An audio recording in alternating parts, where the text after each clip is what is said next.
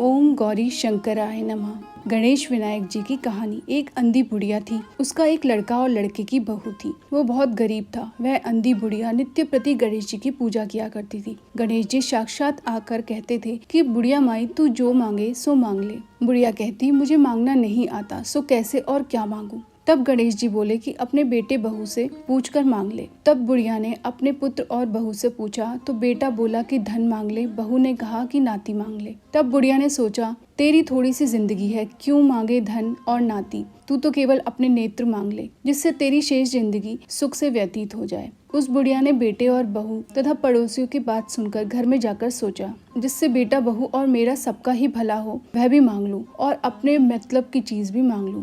जब दूसरे दिन श्री गणेश जी आए और बोले बोल बुढ़िया मांग क्या मांगती है, हमारा वचन है जो तू मांगेगी सो ही पाएगी। गणेश जी के वचन सुनकर बुढ़िया बोली हे गणराज, यदि आप मुझ पर प्रसन्न हैं तो मुझे 9 करोड़ की माया दें, निरोगी काया दें, अमर सुहाग दें, आंखों में प्रकाश दें, नाती पोता दें और समस्त परिवार को सुख दें और अंत में मोक्ष दें। बुढ़िया की बात सुनकर गणेश जी बोले बुढ़िया माँ तूने तो मुझे ठग लिया, खैर जो कुछ तूने मांग लिया वह सभी तुझे मिलेगा। यूं कहकर गणेश जी अंतर्ध्यान हो गए। हे गणेश जी, जैसे बुढ़िया माँ को मांगे अनुसार आपने सब कुछ दिया है, वैसे ही सबको देना और हमको भी देने की कृपा करना। जय गणपति भगवान। करवा चौथ की कहानी। प्राचीन काल में एक करवा नाम की स्त्री महान पतिव्रता थी, जो अपने पति के साथ नदी के किनारे एक गांव में रहती थी। एक दिन उसका पति नदी में स्नान करने को गया। दैवयोग से स्नान करते समय वहाँ एक मगर ने उसका पैर पकड़ लिया। तब वह मनुष्य करवा करवा करके अपनी पत्नी को चिल्ला चिल्ला कर पुकारने लगा। अपने पति की आवाज सुनकर उसकी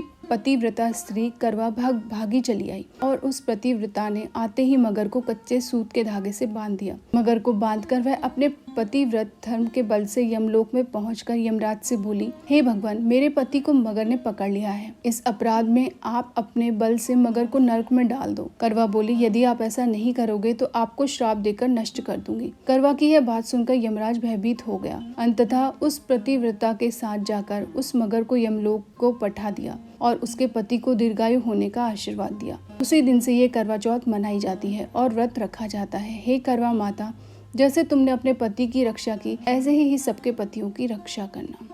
जय मां करवा।